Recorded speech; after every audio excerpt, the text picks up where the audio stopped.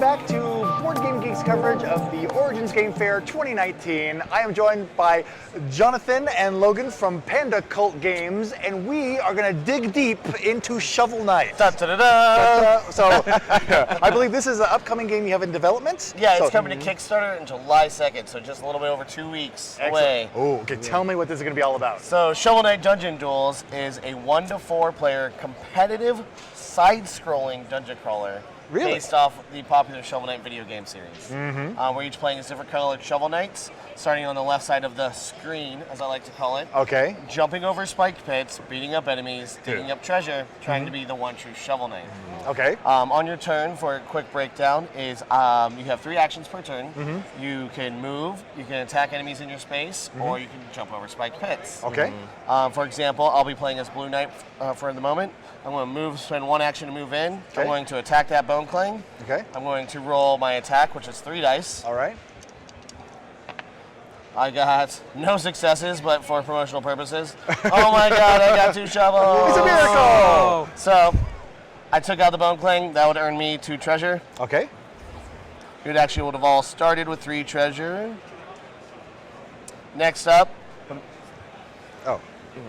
Yes, there we go. I have now multiple treasures. Okay. Now, I also moved in this space, so I would get to flip that over. I found a relic item. These are the special items from the video game. Okay. So, for example, let's get one that's a little bit more recognizable. I got the Chaos Sphere. Ooh. So this is a ranged attack. I can throw this magical orb. It can bounce around, hit enemies multiple times. Or I can use it to discard to mitigate dice rolls. So I can guarantee a success on something later. Oh, so you have the options with these. Yes. Nice. So I could use this powerful attack now, or I can discard it later to use it to succeed a jump. Nice. So now I moved, I attacked. Now I could possibly, if I wanted to, jump over a spiked pit. I'm going to go over here because I see this treasure over that way. Okay. I'm going to look at my jump stat, which is 2. I'm moving 2 spaces. Okay. So I'll need 2 jump symbols.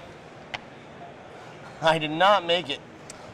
So since I failed to jump, I would actually fall into the spiked pit. Oops. And I would drop half of my total treasure into that pit for someone else to be able to grab.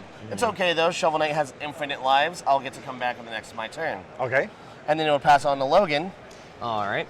So you dropped them right there. So I'm going to try to jump over there and get that treasure. Okay. So I'm rolling 2 dice, and I did make it. So I get to add that treasure to my own pile, and I also dig up that, and that is worth 5 coins. That is the music sheet. It only comes up once in the game. Oh, cool. So Is it just victory points, or does it have special? Yeah, so how you win at the end of the game is by having the knight with the most treasure. Okay. So, at the end of the round, we're just going to fast forward a bit. Yes. All the enemies will move and attack. This guy is kind of stuck behind this over here, but these guys can fly, so they're going to fly over that spiked pit. This Bone Clang can move up. Let's pretend we're all further up along the way. Okay. You would roll your defense, so let's say Green was getting hit. He'd roll his defense. He did not block it, so he's going to get bumped back a space and take a damage. Maybe we should let Logan roll the dice more. Yeah, I know. I'm not, just because I designed it doesn't mean I'm good at it. I rarely win. Fair enough. that's true. And then he would be Yellow Knight would be getting hit, and he did block it successfully, so nothing happened. Okay. At the end of the round, though, this is a side-scrolling dungeon crawler, Yes. which is my favorite mechanic in the game. So at the end of the round, the left side of the screen will slide off, Oh, look at that. including the Green Knight with it. Okay. These will shift over. And these are all prototype materials, by the way. They'll be much more fine-tuned at the end of things. But the little gutters here and the borders, that's actually that's going to be planned to be in the design? Yes. Okay. Yes, completely. And so this will shift over, creating a forced progression side-scroller. Okay. Anytime there's a skull symbol, you simply just flip over a spawn card. It shows you what enemies go there. And then flip over another spawn card, what enemy goes here. And we would also continue our treasure, continuing in a checkerboard pattern. Okay. Forcing us to keep moving sideways, beating each other up, and we can also accidentally knocking each other into spiked pits. I may not do direct damage to you, but it might nudge you in there and you whoops. fall in, and I Okay. could pick up half your treasure. And at the beginning of my turn, I would get to come back on the left side of the screen. Okay.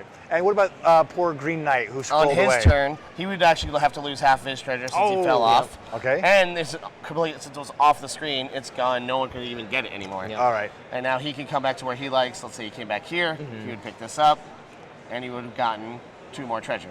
All right. So, as you see, we're going to keep side-scrolling. There's always going to encounter Chester, the merchant. Okay. He's from the video game series. If you get to the Chester tile, you can spend some of your treasure, which is also your victory points, but you can spend some of your treasure to get permanent upgrades equipment. So I found the Mail of Momentum. If I spend 2 treasure, move this up here. The Mail of Momentum, or the Charge Handle, or the Trench Blade. These are all items from the video game series, and you can equip those to give you permanent bonuses for the rest of the encounter. Nice. Once we get through the whole side-scrolling dungeon, so at the end of each round, the board will continue to side-scroll, and once you get to the end of the side-scrolling dungeon, depending on what location you're at, currently we're going into Pridemore Keep, which is the location of King Knight, and we would be going into the boss room. So once these have all slid through, we got to the end, this would be like the second phase of the game. Take off these guys, fast forward. Scroll, scroll, scroll, Yes. fight, fight, jump, jump, jump, okay. Yep, and then we would enter the boss room. Oh, Just like the Shovel Knight video game series, after the side-scrolling mechanic, we do have our beautifully painted King Knight up here. Still being work in progress, but painted by the wonderful Elizabeth Beckley. I'm a little biased. She's my wife, so I have to say so. no, well, it's still fantastic. and I just barely have met her, so yes. So we could start on the left side of the boss room, and the bosses fight a little bit differently than the normal normal enemies. The bosses will activate at the end of each player turn. So for example, let's say I went 1-2, jumped in, I'm going to attack the knight. I got 3 successes. That he has an automatic defense of. Let's bring his card right up to the front. All right, so He has an automatic defense of 1. Is this upstairs? for us. Yeah. Yes. Automatic defense of 1, so you would have blocked 1 already, don't have to roll for him, and it would have done 2 damage. All right. Every damage you do to the knight automatically gains you 2 treasure, though, so it's a way to quickly start raking up gold. Okay. At the end of my turn, though, the bosses will go with dictated by AI turn deck. So it shows he's doing shoulder bash. Oh, neat. So he's going to hit this whole row, then hit this whole row, Okay. which means I would be getting hit. I roll my defense. I did not block anything because I'm so great at rolling dice. I drop 2 over here. Every time I get hit, I do drop treasure per wound I take, and I would put in wounds on my card. All right. Then it would be, for example, your turn. You could be as Red Knight jumping over here, trying to beat up the knight. Every time you do damage to him, you're getting gold. And every round, he has a variety of different attacks. So then he would move for this way and so forth. There's about 8 cards of 4 different types of attacks of 2 variations. All right. But what's nice is at the end of the, once that deck runs out, you actually don't shuffle it, you just flip it back over so you can remember the boss's attack pattern, just like you would when you're playing a video game. Oh, awesome. That's So nice. Whichever Shovel Knight has the most treasure at the end of the game is the one true Shovel Knight. The one true Shovel Knight. Wow, so this looks like it's just frantic, fast-paced chaos Yeah, going on. I like to call it like the happy medium of Dungeon Crawl and Party Game. Yeah, yeah. It's Dungeon Crawl light, but this is also a dice chucker, but you also have choices of when to use your relic card, when to discard it, to guarantee your success, or take risk reward. Yeah, exactly. So you mentioned, this is, of course, is prototype components. So where is this in its development cycle, and kind of what's the schedule for it? So development side of things is where rules development's done. We have a majority of all the sculpts done. There's some we don't have printed yet, but we have them. They're ready to go. We are going to Kickstarter July 2nd, and we have plans for anything you've seen in that video game. There's a plan for it in the Kickstarter. Nice. So if the Kickstarter grows big enough, you will see a lot of Shovel Knights. That sounds great. Well, thank you guys for Thank you sharing so much. Shovel Knight Thank with us. you. And thank you for watching, and we'll talk to you again soon.